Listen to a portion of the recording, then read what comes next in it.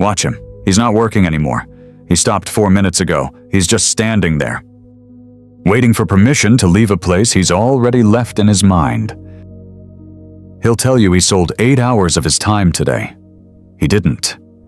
He sold something far more specific than time.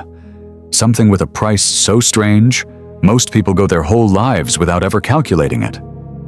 By the end of this, you'll know exactly what it is. And you're not going to like the answer. In 1748, a printer in Philadelphia wrote a piece of advice for young tradesmen. One line from it would outlive almost everything else he ever wrote. Remember that time is money. Everyone knows the quote. Almost no one read the rest of the sentence. He wasn't talking about a job. He wasn't talking about a boss or a wage or a clock. He was talking about a young man who sat idle for half a day and calculated what that idle time had cost him in missed opportunity. The quote was never about selling time. It was about wasting it. Keep that distinction close. It's going to matter more than you expect. A century later, something changed that Franklin never imagined. Factories needed workers to arrive, move, and leave in perfect unison, because a machine doesn't wait for a person who's 5 minutes late. So for the first time in human history, time itself was cut into identical sellable units. Not a day's work, not until the harvest is done. An hour, exactly 60 minutes. The same price, whether you were tired, sick, grieving, or simply human. I had never been sold this way before. Suddenly, I had a new use. I could be traded, hour for hour, against something no one had ever measured before, a person's remaining life, chopped into identical, interchangeable pieces. By the early 1900s, a new kind of expert appeared in factories. Efficiency engineers, stopwatch in hand, timing exactly how many seconds it took a human being to tighten a bolt. Not minutes, seconds. Their goal wasn't cruelty, it was precision. If a task took 7 seconds instead of 9, that difference, multiplied by thousands of workers, thousands of days, was worth an enormous amount of me. Somewhere in that process, a strange transformation was complete. A human life, broken down into billable seconds. So that's the story, right? Time became money the moment factories learned to measure it. A fair trade, your hours, my value. That's the version of this story almost every video about time is money stops at. It's also the wrong place to stop. Here's what almost never gets said out loud. I am nothing like the thing you traded me for. I can be printed, borrowed, multiplied, lost and earned back. A government can create more of me overnight. An economy can grow me by simply deciding to.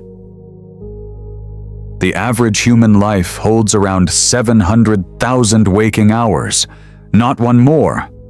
No emergency printing, no loan, no refund. You cannot earn back the hour you just spent reading this sentence. I could replace every dollar lost in every recession in history. I cannot replace a single second of anyone's life. That was never a fair trade. It only ever looked like one, because I'm very good at looking like whatever you need me to be. Remember the sentence Franklin actually wrote? Not sell your time for money. Waste no time, for that's the stuff life is made of. A line from the very same essay, rarely quoted at all. He wasn't describing a wage. He was describing a debt no one can ever fully repay. The opportunity cost of every hour, spent or wasted, that never returns. Here is the part that should genuinely unsettle you.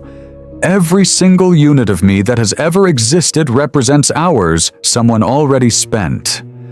A wage paid decades ago, a debt collected across a generation, a fortune built from 1,000 workers' individual, unrepeatable hours, compressed into a number small enough to fit in your pocket. When you spend me, you are not spending numbers.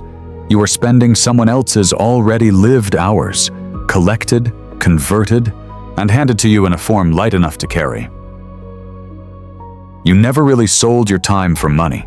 You traded pieces of your unrepeatable life for the right to spend pieces of everyone else's. So when he clocked out today, he didn't sell 8 hours. He traded 8 hours of a life he'll never get back for a small amount of me, hours other people had already spent, waiting, in the form of a number on a screen. Tonight, he'll spend some of me on dinner delivered to his door. Someone he'll never meet worked an hour to make that possible. He is, in that exact moment, spending a stranger's unrepeatable life, 30 minutes at a time, without ever knowing their name. This isn't a tragedy. It's the oldest agreement humans ever made with each other. Let me carry a piece of your life, so you can spend a piece of mine. It's the only reason strangers, separated by oceans and centuries, can still help each other without ever meeting. You don't sell your time for money. You sell your future 1 hour at a time for the right to spend everyone else's. Spend it carefully. Not because I said so, because somewhere someone already spent an hour of a life they'll never get back, just so you could. I change form. You keep chasing me.